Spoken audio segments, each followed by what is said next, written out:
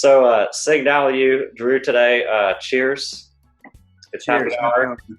hour. We're social distancing. We're being politically correct and doing it this way. And we're going to do 20 questions anyway. So instead of sitting on one of your beach properties, we're on Zoom meeting. So thank you for joining me. Happy to be here, Seth. I know it must be pretty crazy for you right now, like it is all of us. But we'll get to that, a little bit later. So, I've planned 20 questions for you. This is a little different, than we anticipated, not having the kids on the playground or, in one of your rental properties. But, here we go. Are you ready? I am absolutely ready. All right, man. So start you off easy. What's your favorite drink?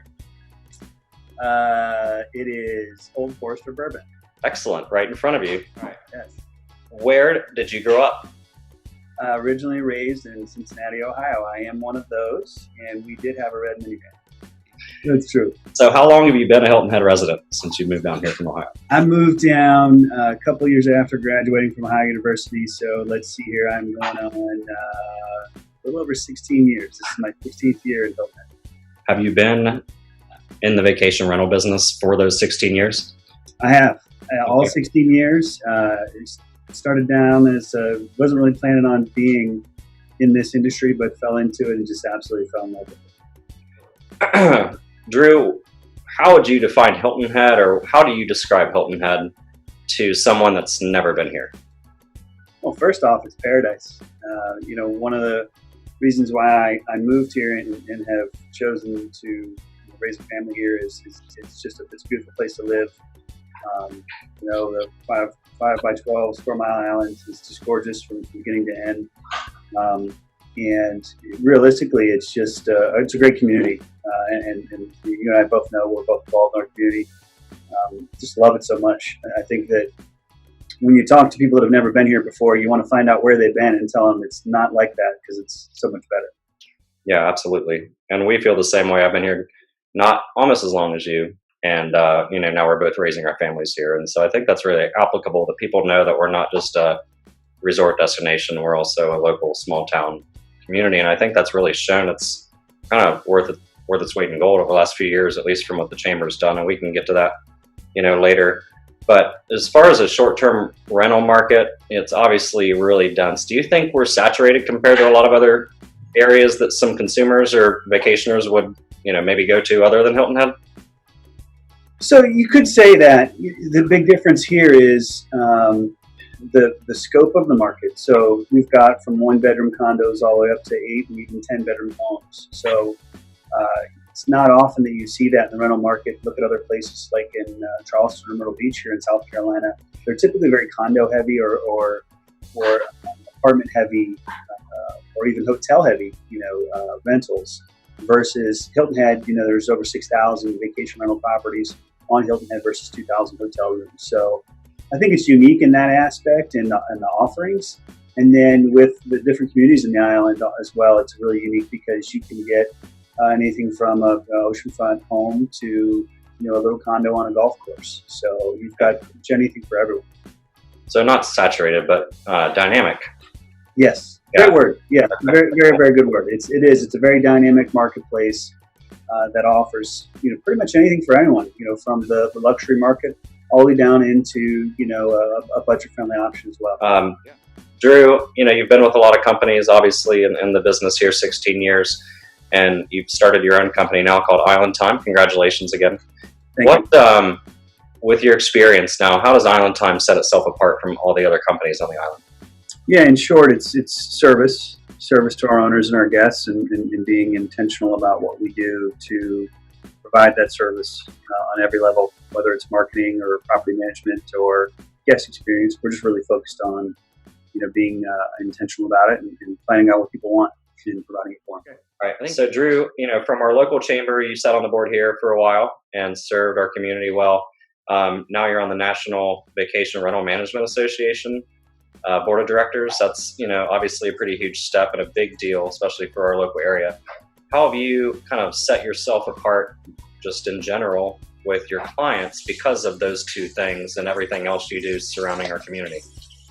It goes to knowledge and expertise. I was actually on a call right before this for VRMA, and we were talking, just about a myriad of issues facing the industry, the world, the country right now, and it's access to information that I'm a big data person, so it's one of the reasons why I've gravitated to these positions, is just trying to educate myself so that I can educate my clients to make the best decisions when it comes to vacation rentals. Now that you're serving on a national, level board, what do you think compared to other markets? I feel like Hilton has seen an increase in international clients or travelers lately, whether they're buying houses or just renting here, for a longer period of time for any reason. What do you think has really contributed, to that, now that you have all the chamber experience, some international level experience, finding out what other people are doing? What do you think Hilton Head really owes to finding, those customers and clients coming our way? Yeah, so it really is classified as a world-class destination. When I meet with everyone from the board or from others in the industry, they understand the level at which Hilton Head is. It's a top-tier destination. I think that probably the biggest draw has been up until this point has been the airlift that we had brought in, with direct flights, and then international connections, and then also with the future plans for the custom station in Savannah is going to make a big difference. So the thing about Hilton Head, it's always been a drive-to market, and now that you open it up to more airlift on a consistent basis, it's just going to continue to grow as a top-tier destination. Even with these uncertain times, it's about just being cognizant and trying to be present, to let people know that when they're ready, we're ready, and we'd be happy to have them back. Yeah, absolutely. And I think the number of direct flights and the marketing coming from our chamber and our island in general is just really gathering more people. So it's definitely noticeable, and I think it's good for everybody, real estate, short-term rentals, and all of it. Right. So you just touched on these times, quote unquote, which we haven't talked about yet, but now I guess we probably should. So we're experiencing something unique, and I don't think anybody's ever really done anything like this before, but COVID-19 is real, and it's here, and everybody's impacted in one way or another by it. And I don't want to dwell on it because I think we see positive things coming just today while we're filming. But I mean, you've been handling it for a while now with your guests, your clients, and your owners. How are you pivoting your business right now to manage or mitigate what we're dealing with? Yeah, so we've like I had said, we've changed some of those policies that impacted guests in terms of cancellations. We've moved into allowing monthly rentals where we were able, and more importantly, we're trying to be prepared, because with everything that's coming after this passes, I think we're going to be in a really unique position to welcome folks again. And we want to do that. We want to do that responsibly. Right. The most important thing is, the health and safety of and as you and I both know, our community are the most important thing.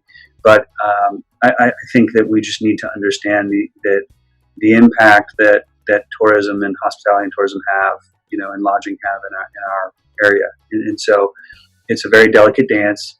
But we're excited that at some point this will pass. Everyone says it, it's true. This too shall pass. Yeah. We need to be cognizant of that and just be ready for when those times change, which are, they're ahead. And I know that, people need to hear that. And I definitely believe in that. No, absolutely. I agree with you. And, I think while we're not out actively hustling and working right now, there's still work to be done. So obviously we're not immune to the virus, as we're, kind of all being,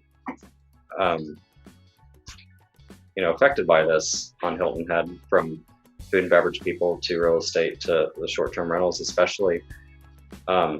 So we live in paradise, right? But then now, it's not so much paradise. However, I think we'll rebound quicker than a lot of markets because of our drivability historically. Is that not right? No, it's a great point, Seth, and it is true. Hilton has been such a strong drive-to market for such a long time, and having access to great drive-to markets like Atlanta and the Charlotte markets, when it is time to really, have people come back, it will take off. And I think that's one of the reasons why we've seen such growth in success in the island, is we're always catering to those drive-to markets, including Ohio, Pennsylvania, New York, New Jersey. Even Kentucky's a emerging market as well. So, but the airlift when it comes back, because load factors are so low right now. Once that comes back, in conjunction with really focusing on those drive-to markets, I think there's going to be, and deservedly so, probably a little stigma based around airline travel for quite some time. So we will focus as a destination and as companies on those drive-to markets, and I think that's where the safety and security of a vacation rental is going to be a lot more popular to guests, because you're not sharing common spaces with people, you're not sharing lobby spaces. Again, it's a private accommodation. So again, when the time is ready, I think that we'll see that both real estate and the rental market will return. Yeah. No, I agree. And I think that customer service is really going to make people stand out, as this thing continues to go and then slightly passes. And so we're both in that customer service industry, essentially. I think it's probably one of the most key elements to our business, if it's not the most key element. What do you say, just kind of in quick, what's your customer service lean right now? What are you leaning on? Like, how are you taking the time that you're not scheduling bookings, but using it to treat your customers that you have in hand? Yeah, it's a simple philosophy. Yes, I can help you with that. It's just trying to figure out with what they're asking, what can you do without massively impacting you in a negative way and your client in a negative way, but trying to be as understanding as you can and as helpful as you can. You always want to try and make sure that you're doing everything you can for your customers, because if you don't, the little 5 implies, and they'll go tell 5 dozen people how bad of a job you did, and if you do a great job, they may tell 5. So try and work on the good side of the rule 5. No, switching gears a little bit, Drew, if you could sum yourself up in one word, what would it be? I would say knowledgeable. Okay, I can agree with that. I go to you a lot for various things, whether it's worthless trivia or actual knowledge I need for the island. It's exactly. I didn't say what type of what I need. Yeah. So, okay. I like it. What we live in paradise, Drew. You've got the boys and Sam. When we're busy people, but where do we go? Relax. Where do you guys go kick back? When you can just put your phone on the table and say, "Come on, guys, let's go." It's bike riding. So my youngest just learned how to bike ride. So when we get out and whether we're in the plantation and ride into the parks, going to Dolphin Head, we'd like to get outside and relax a little bit. It's good for us because your boys are your boy is the same age, and it's just fun to get out there and kind of roam around. Similar to like when you guys are out on the boat, I can only imagine all the fun you're having. Yeah, go fast, Daddy. That's all I hear. You've made it through all these questions, and thank you for doing this again. To finish it off, and I love this question, and it catches people off guard. What's the number one thing on your bucket list, Drew?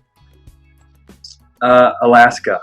So I'd love to take my wife to Alaska. It has a special meaning to her and her family, and I'd love to take the entire family up there and just explore, just have some fun. Summer in Alaska. We did it when I was a kid. It was probably my most memorable family vacation my parents took me on. It was so cool. Nice. So I highly encourage it. We want to go also. I can't blame you. Maybe after social distancing. After social distancing, we'll do family vacation. And when we can fly again. Dude, I can't thank you enough for doing this. It's time to get home to your kids and family. So, dude, cheers. Cheers. Hopefully next time we can actually do it in person. Exactly. All right. Thanks, buddy. Yeah.